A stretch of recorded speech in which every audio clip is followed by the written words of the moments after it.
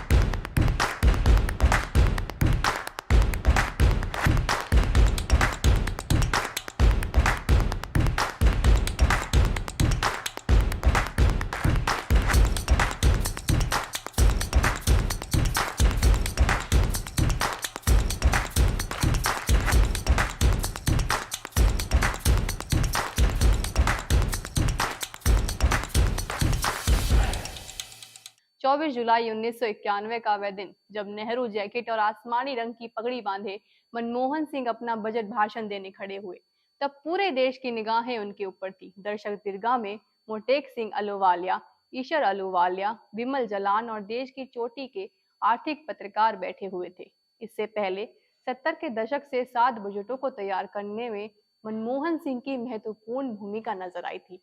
1991 का बजट पहला बजट था जिसे न सिर्फ उन्होंने अंतिम रूप दिया बल्कि इसका बहुत बड़ा हिस्सा अपने हाथों से खुद लिखा।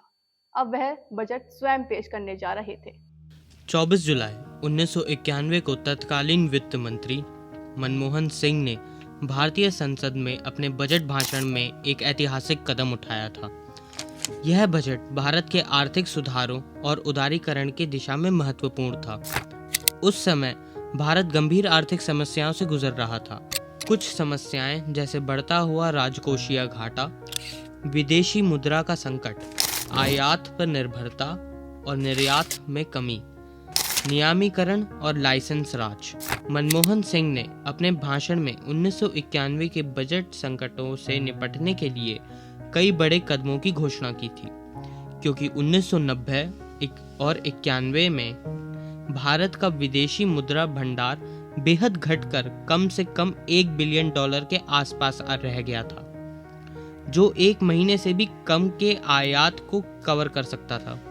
इसके अलावा तेल की बढ़ती कीमतें, राजनीतिक अस्थिरता और उदारीकरण के खिलाफ विरोध के कारण भारत के सामने संकट गहराता गया।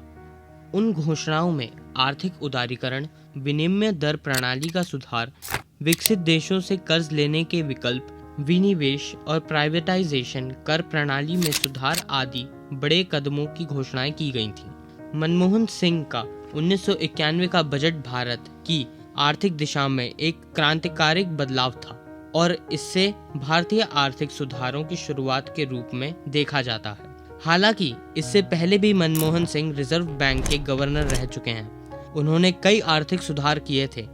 उस समय अर्थव्यवस्था की हालत खराब थी। नरसिम्हा राव ने वित्त मंत्री के तौर पर मनमोहन सिंह को अर्थव्यवस्था में सुधार के लिए बड़े बदलाव करने की छूट दी थी, जिससे बतौर वित्त मंत्री मनमोहन सिंह ने अपना पहला बजट सोच समझकर जनता के हित में पेश किया।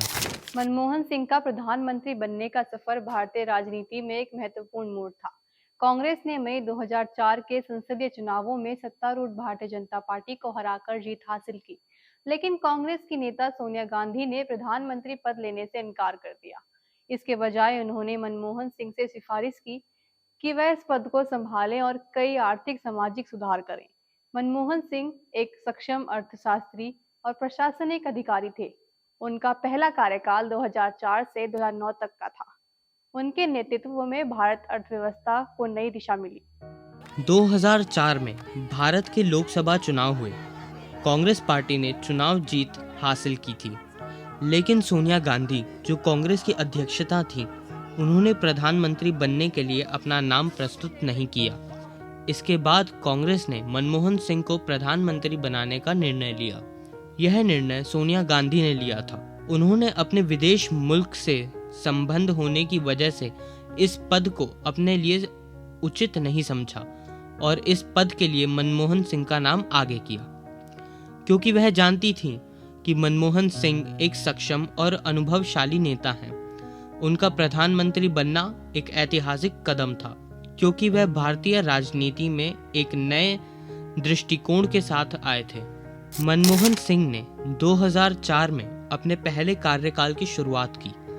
इस दौरान उन्होंने कई महत्वपूर्ण सामाजिक और आर्थिक सुधार किए। मनमोहन सिंह ने भारत की अर्थव्यवस्था की ओर अधिक उदार नीति बनाने के लिए कई महत्वपूर्ण कदम उठाए। उन्होंने विदेशी निवेश आकर्षित करने के लिए नीतियां बनाई और वैश्विक बाजार में भारत की स्थिति को मजबूत किया। उनके कार्यकाल के दौरान भारत की अर्थव्यवस्था ने 8 से 9% की विकास दर प्राप्त की। इसी के साथ उनके दूसरे कार्यकाल में उन्होंने सामाजिक योजनाओं पर चर्चा कर उससे जनता के बीच लागू करने की बात रखी। ग्रामीण रोजगार गारंटी योजना जैसी योजनाएं लागू भी की गईं, जिनसे ग्रामीण भारत में रोजगार के अवसर बढ़े। इसके अलावा उन्होंने शिक्षा और स्वास्थ्य के क्षेत्र में भी सुधार किए। इसके अतिरिक्त मनमोहन सिंह ने राष्ट्रीय खाद्य सुरक्षा अधिनियम 2013 को अपने प्रधानमंत्री काल में ही लागू किया। इस अधिनियम का मकसद देश के करीब 2/3 लोगों को सब्सिडी वाले खाद्यान्न मुहैया कराना है। इतना ही नहीं, आर्थिक व सामाजिक सुधार के साथ साथ उन्होंने विदेशी नीतियों को भी मजबूत किया। 2008 में भारत और अमेरिका के बीच हुए परमाणु समझौते को उन्होंने सफलतापूर्वक संपन्न किया, जिससे भारत को वैश्विक स्तर पर नई पहचान मिली। मनमोहन सिंह भारतीय राजनीति के एक ऐसे प्रमुख शख्सियत हैं जिनका कार्यकाल न केवल ऐतिहासिक बल्कि बहुत से पहलुओं से रोमांचक और दिलचस्प रहा। वह भारत के 13वें प्रधानमंत्री रहे। उनके बारे में कई ऐसी चर्चित और रोमांचक बातें हैं जिन्हें जानना दिलचस्प हो सकता है। इसके साथ हम उन्हें आर्थिक सुधारक के रूप में भी जानते हैं। उनका कार्यकाल 2004 से 2014 तक का था, जिसमें उन्हें उनकी शांति और समझदारी के लिए सराहा गया था। मनमोहन सिंह की छवि एक शांत और गंभीर नेता की रही है। उन्होंने कभी भी अपनी बातों को जोर जोर से नहीं कहा, न कभी मीडिया में आकर बयानबाजी की। उनकी चुप्पी को लेकर कई बार राजनीतिक विवाद उठे, खासकर तब जब भ्रष्टाचार के मामले को लेकर उनकी सरकार की आलोचना की गई। लेकिन उनकी चुप्पी का एक कारण यह भी था कि वह अपने कार्य करने में विश्वास रखते थे और कहते थे कि काम बोलता है। उनकी चुप्पी एक आकर्षक पहलू बन गई। कुछ लोगों को रास आई, जबकि कुछ लोगों ने इसको कमजोरी मान लिया। रही बात उनके राजनीतिक रिश्तों की, तो उनके और सोनिया गांधी के बीच बहुत खास रिश्ता था। वह हमेशा सोनिया गांधी की राजनीतिक सलाह और नेतृत्व को महत्व देते थे। हालांकि सोनिया गांधी राजनीति में प्रमुख भूमिका निभाती थी, लेकिन मनमोहन सिंह को प्रधानमंत्री बनाने का निर्णय पूरी तरीके से उनका अपना था। यह समझदारी भारतीय राजनीति में एक अद्वितीय उदाहरण बनी, जहां एक व्यक्ति ने एक समर्थक नेता की भूमिका निभाई और दूसरे ने प्रबंध और नीति निर्माण का कार्य संभाला। मनमोहन सिंह के रोमांचक किस्से न केवल उनकी कूटनीतिक सूझबूझ और कड़ी मेहनत को दर्शाते हैं, बल्कि यह भी दिखाते हैं कि कैसे एक साधारण व्यक्ति असाधारण परिस्थितियों में भी महत्वपूर्ण निर्णय लेकर देश को एक नई दिशा दे सकता है। भारत की राजनीति में जहां आज जाति और धर्म को लेकर सियासत देखने को मिलती है, तब मनमोहन सिंह एक ऐसे प्रधानमंत्री रहे जो शिक्षा को लेकर भारत में एक ऐसा आमूलचूल परिवर्तन लेकर आए जिसने शिक्षा की स्थिति भारत में बदल कर रख दी। 1991 में हुए आर्थिक सुधारों से भारत की अर्थव्यवस्था पटरी पर वापस लौटने लगी थी। सकल घरेलू उत्पाद में भारत तेजी से तरक्की करने लगा था, लेकिन शिक्षा के बिना किसी भी देश की स्थिति लंबे समय तक पटरी पर नहीं टिकी रह सकती थी। तब ऐसे में भारत के प्रधानमंत्री मनमोहन सिंह इस बात से अच्छी तरीके से वाकिफ थे। मनमोहन सिंह की भूमिका आर्थिक सुधारों में ऐतिहासिक रही थी, लेकिन अब उनके सामने सवाल था कि आखिर इस बढ़ती हुई अर्थव्यवस्था में शिक्षा का दीप कैसे जलाया जाए। तब 4 अगस्त 2009 को संसद में शिक्षा की प्रबल आवाज गूंजी, जहां प्रधानमंत्री रहते हुए मनमोहन सिंह के नेतृत्व वाली सरकार ने शिक्षा का अधिकार अधिनियम यानी राइट टू एजुकेशन संसद में गर्मजोशी के साथ पारित किया। मनमोहन सिंह ने इस अधिनियम के जरिए उन बच्चों की जिंदगी में नई रोशनी भर दी जो किसी भी आर्थिक अभाव की वजह से पढ़ाई से वंचित रह जाते थे। इस अधिनियम के तहत भारत में 6 से 14 साल के सभी बच्चों को शिक्षा का अधिकार मिला, जिसमें निशुल्क शिक्षा प्रदान की जाएगी। 1 अप्रैल 2010 को लागू हुआ। इस परिवर्तन ने भारत को दुनिया के उस समय के उन 135 देशों में से एक बना दिया जिनके पास शिक्षा का मौलिक अधिकार था। मनमोहन सिंह उन बच्चों के लिए एक नई उम्मीद बनकर उभरे जो किसी भी अभाव में शिक्षा से वंचित रह जाते थे। मनमोहन सिंह का जन्म 26 सितंबर 1932 को पंजाब में हुआ था। उन्होंने स्नातक की डिग्री पंजाब विश्वविद्यालय से प्राप्त की। हार न मानते हुए आर्थिक संकटों में भी कई डिग्रियां हासिल की। अपनी शिक्षा पूरी करने के बाद मनमोहन सिंह ने भारतीय रिजर्व बैंक के गवर्नर और बाद में आर्थिक सलाहकार के रूप में भी कार्य किया। 1991 में जब भारत गंभीर आर्थिक संकट का सामना कर रहा था, तब प्रधानमंत्री पीवी नरसिम्हा राव ने उन्हें वित्त मंत्री के रूप में नियुक्त किया। मनमोहन सिंह का जन्म पंजाब के गोइंदवाल साहिब में हुआ था, जो अब पाकिस्तान में स्थित है। उनका परिवार आर्थिक रूप से बहुत साधारण था और भारत पाकिस्तान के विभाजन के समय उनका परिवार भारत आ गया था। बचपन में उन्होंने कठिन परिस्थितियों का सामना किया, लेकिन शिक्षा के प्रति उनकी तीव्र इच्छा उन्हें आगे बढ़ाती रही। मनमोहन सिंह के माता पिता का नाम गोपाल सिंह और अमृत कौर था।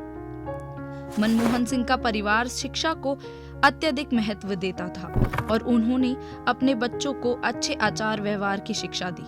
उनका संघर्ष बहुत प्रेरणादायक था। उन्होंने अपनी शुरुआती शिक्षा पंजाब में प्राप्त की और फिर आगे की पढ़ाई के लिए वह इंग्लैंड गए, जहां कैम्ब्रिज विश्वविद्यालय से अर्थशास्त्र में स्नातक की डिग्री प्राप्त की। इसके बाद उन्होंने ऑक्सफोर्ड विश्वविद्यालय से डॉक्टर ऑफ फिलॉसफी की डिग्री हासिल की।